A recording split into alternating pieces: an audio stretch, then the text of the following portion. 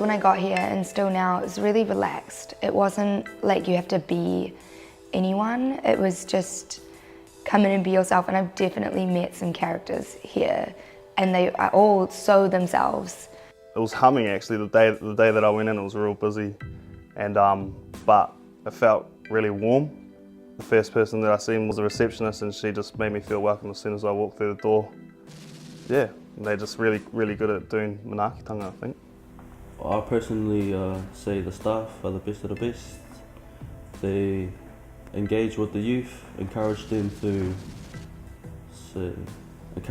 do what they want to do, take opportunities when given to them. It's like a second whare in there.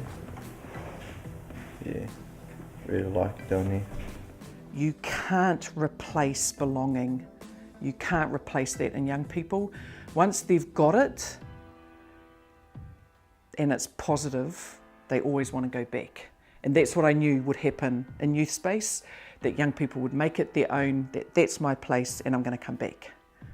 We like to have the young people be involved as much as we can, making as many decisions as they can about what happens at the space, because I think it's really easy to lose relevance if it's just older people making the decisions about what happens there all the time.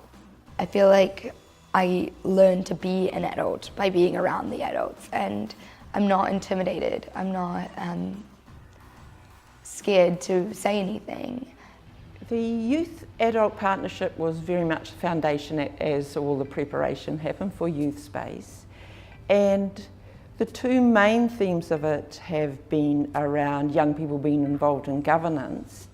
It's a great model in terms of being able to mentor young people into governance roles, and ensuring youth have a voice at real important.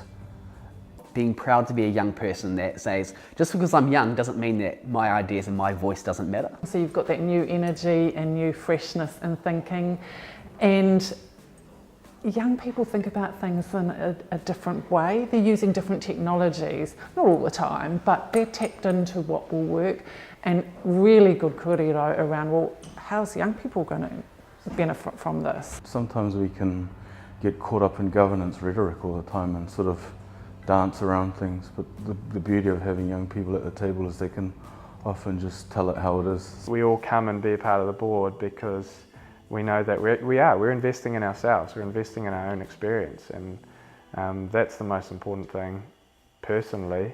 And if you can do that and give back and be a part of it, well then, man, that's awesome, you know. And the other part, which is one that's very much to the fore at the moment, looking for ways that enables them to help set directions, give feedback about what's working, what seemed like a good idea but it's actually a bit boring and they're not really liking it. Within the last couple months, I have been setting up a Amnesty International chapter in Whangarei. I kind of collaborated with the youth space youth workers. I had Nagina on board because she had already worked there, and she kind of helped me discover how to get people from Amnesty to come here. And since this was such a youth-oriented space and I couldn't run the group at school, I could reach youth from a bunch of different schools here. I'm really keen for us to actually show other organisations, not just youth organisations, but businesses, government organisations, how awesome and what an awesome opportunity it is to actually have a youth adult partnership and practice in their organisations. So often we have expectations of young people but no guidance or no support or no love. But I think with what the adult youth partnerships are trying to happen is that if you can do that, gold will come out of it.